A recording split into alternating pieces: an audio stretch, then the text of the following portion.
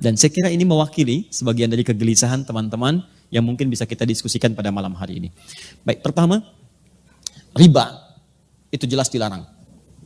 Ayat-ayat dan hadis-hadis tentang riba itu kuat menunjukkan larangan pada pekerjaan yang dimaksudkan. Alhamdulillah. Sebentar.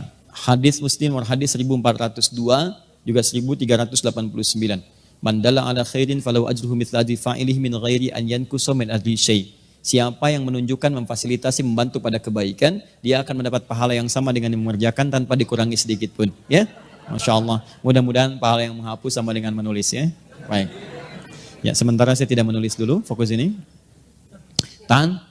Pertama, ayat-ayat dan hadis yang berbicara tentang riba, semua sepakat menuju pada satu kesimpulan yang sama. Haram riba. Ya, kalau bicara tentang riba, jelas haram. Quran surah kedua misalnya Al-Baqarah ayat 275. Paling kanan sebelah atas. Quran surah kedua ayat 275. Menyerupakan orang pelaku riba dengan orang yang sedang kesurupan. Artinya ada yang salah dalam dirinya. Bukankah orang kesurupan itu banyak salahnya? Kata-katanya meracau, tindakannya kacau dan sebagainya. Itu bahasa kiasan. Seakan-akan orang riba itu banyak salah dalam dirinya. Makannya salah, gerakannya salah, macam-macamnya salah. Karena ingat, kalau sesuatu yang haram masuk ke dalam diri seseorang, menyebar lewat darah, maka semuanya ini akan punya konsekuensi yang tidak mudah. Satu, dia akan menutup pintu-pintu kebaikan dalam dirinya. Misal, masuk ke telinga, Quran surah ke-6 ayat 25. Wa fi adhanihim waqra, di telinganya akan berbentuk sumbatan. Menyumbat. Bukan gak bisa dengar. Karena yang haram, yang jelek itu nutup, yang baik ketutup. Jelek lawannya baik. Kalau yang jelek masuk, yang baik gak akan masuk, Pak. Orang yang kata-katanya buruk, maka dia sulit mengatakan kosakata yang baik. Sama dengan orang yang terbiasa berkata yang baik, maka dia sulit menemukan kosakata yang buruk. Karena itu ketika yang buruk masuk ke dalam diri, beredar kemudian dengan darah, jadi daging menutup pintu kebaikan. Makanya jangan heran, orang-orang yang kemudian tertutup pendengarannya untuk mendengarkan kebaikan, kalau yang jelek-jelek cepat masuk. Tapi yang baik susah. Bahkan rumahnya di sini, ini masjid, jaraknya cuma 5 meter. Speaker masjid ke rumahnya begini. Adzan berkumandang, Allahu Akbar, gak kedengaran.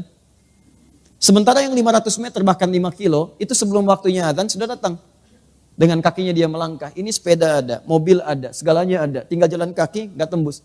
As-salatu khairum minan naum, terbalik ke telinganya, an-naumu khairum minas salah. Ya, ini poinnya. Masuk ke mata jadi bahaya.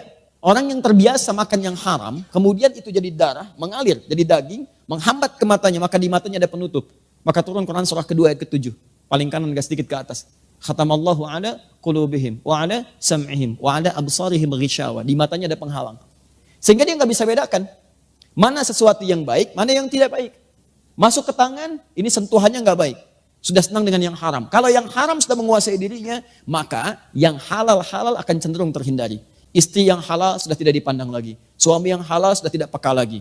Anak yang halal sudah tidak disenangi lagi. Semua akan tergerak pada kepentingan-kepentingan yang haram. Seperti minyak tidak bersatu dengan air, maka haram pun tidak akan pernah bersatu dengan halal.